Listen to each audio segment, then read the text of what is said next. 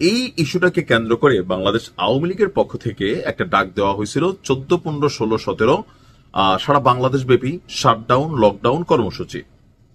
তো 14, 15 ততটা বড় ঘটনা না ঘটলেও গতকালকে রাত্রি থেকে যে ঘটনাগুলো ঘটছে, সরকারের পক্ষ থেকে বলা হচ্ছে আওয়ামী লীগের নেতাকর্মীরা এ সকল নাশকতা ঘটাচ্ছে। রাত ভর সবচেয়ে বেশি ভয় পাইছে আমার ধারণা পরিবেশ এবং জলবায়ু নিয়ে যিনি কাজ করেন আমাদের উপদেষ্টা সৈয়দা রেজওয়ানা হাসান। ওনার বাড়ির সামনে যেভাবে ককটেল ফুটাইছে, ভিতরে ওনার স্ট্রোক করার কথা। এখন কি কি ঘটছে আসলে দেখি আমরা যে রাতভর কি ঘটলো।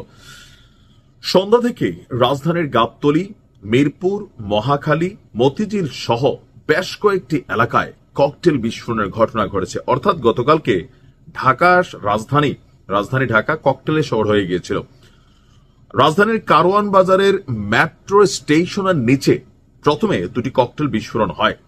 এর কিছুক্ষণ পর রাজধানীর সেন্ট্রাল রোডের পাশেই পরিবেশ উপদেষ্টা রিজওয়ানা হাসানের বাসার সামনে পরপর দুটি ককটেল বিস্ফোরণের ঘটনা ঘটে।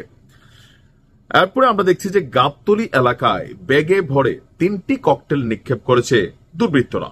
এর মধ্যে একটি বিস্ফোরিত হলেও দুটি অক্ষত ছিল। অপরদিকে রাজধানীর মহাখালীর আমতলী এলাকায় রাস্তার উপর ককটেল বিস্ফোরণের ঘটনা ঘটেছে। অপরদিকে মতিঝিল টিএনটি বাস স্ট্যান্ড এলাকায়ও ককটেল বিস্ফোরণের ঘটনাটি ঘটল। তবে এই সকল ঘটনায় তেমন কেউ আহত হয়নি। অন্যদিকে এই রায়কে ঘিরে আজকে সারাদিন যে কোনো সহিংসতা হতে পারে আর এই বিশৃঙ্খলা হতে পারে। এগুলোকে ঠেকাতে ঢাকা শহরের বিভিন্ন স্থানে চেকপোস্ট বসিয়েছে ঢাকা মেট্রোপলিটন পুলিশ।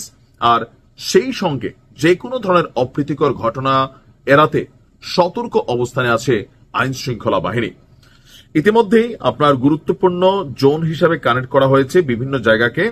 আর আইন শৃঙ্খলা পরিস্থিতি নিয়ন্ত্রণে রাখতে ঢাকা সহ 4 জেলায় বিজিবি মোতায়েন করা হয়েছে। অতিরিক্ত সতর্কতামূলক ব্যবস্থার অংশ হিসাবে ঢাকা, গোপালগঞ্জ, ফরিদপুর, মাদারীপুরের মাঠে আছে বিজিবিরা। আর গণঅভ্যুত্থানের সময় সংগঠিত মানবতা বিরোধী অপরাধের মামলায় শেখ হাসিনা সহ 3 জনের বিরুদ্ধে যে মামলাটি হয়েছে সেই মামলাটির রায় আজকে ঘোষণা হবে, যা সরাসরি সম্প্রচার করবে বাংলাদেশ টেলিভিশন।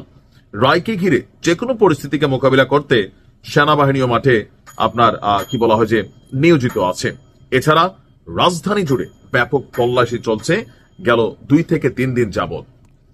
বিভিন্ন মেস, ছাত্রাবাস বা ধরেন যে হোটেলগুলো আছে ভাসমান, এই হোটেলগুলোতে কিন্তু আসলে যথেষ্ট পরিমাণ নজরদারি করা হচ্ছে। আর ঢাকাতে যারা ঢুকছেন তাদেরকেও সেলফোন থেকে শুরু করে হোয়াটসঅ্যাপ অনেক কিছুই কিন্তু চেকিং করা হচ্ছে। আর অপরদিকে পুলিশের পক্ষ থেকে আপনার স্পষ্ট বার্তা আছে, যেহেতু গেল কয়েকদিনে ককটেল বিস্ফোরণ একটা মুড়ির মতন হয়ে গেছে অথবা আতশবাজি ফুটানোর মতনই হচ্ছে, যদিও আলহামদুলিল্লাহ তেমন বড় কোনো ঘটনা ঘটে নাই, বাট ঘটতেছে তো, যে কোনো সময় একটা বড় ঘটনা ঘটতে পারে। সেই জন্য ডিএমপির পক্ষ থেকে নির্দেশনা দেওয়া হয়েছে কোনো মানুষের দিকে, কোনো যানবাহনের দিকে, কোনো রাষ্ট্রীয় প্রতিষ্ঠান অথবা বেসরকারি প্রতিষ্ঠান কোথাও যদি কেউ ককটেল ছুড়ে তাকে সরাসরি পুলিশ গুলি করে খুলি উড়িয়ে দিতে পারবে। বুঝতেই পারছেন আজকে হয়তো অনেক ঘটনা ঘটবে, দেখা যাক কি হয়। ভালো থাকুন, আসসালামু আলাইকুম।